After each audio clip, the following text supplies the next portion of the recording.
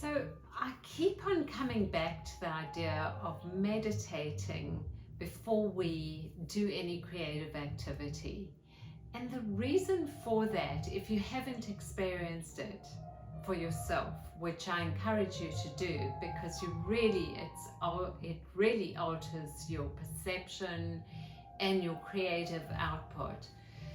So we are just constantly thinking and ruminating and wondering what kind of art we should be doing, whether the last piece was good or bad, or we're judging it. And so what meditation does is it basically just quietens that inner voice, quietens that inner critic, and allows us to really access our creative energy, which is really deep.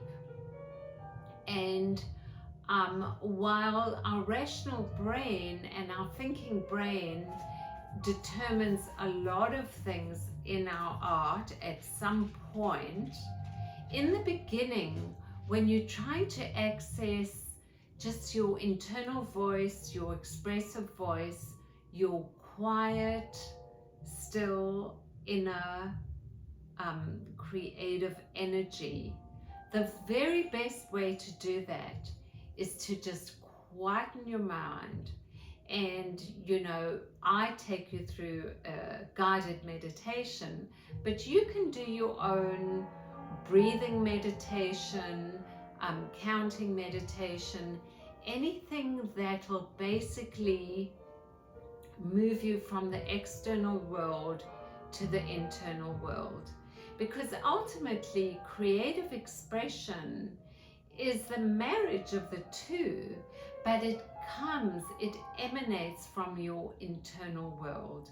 So when your internal world is in turmoil and you're in conflict with yourself, it's really hard to access that energy, that creative energy that comes from a deep kind of unconscious state. And we can talk about where it comes from, because there's a lot of mystery involved there. But the way we meditate in our classes before we do any art exercises is even for 5 or 10, 8 minutes, just quietening your mind, breathing, seeing if you can just calm your critical brain down. And then afterwards, when you open your eyes, before you even start painting or drawing, whatever you're doing, you immediately perceive colors and shapes and tones in a different way. It's almost like you're seeing them, like your eyes are opening for the first time, which is really what creates this amazing creative energy and creative output after you meditate.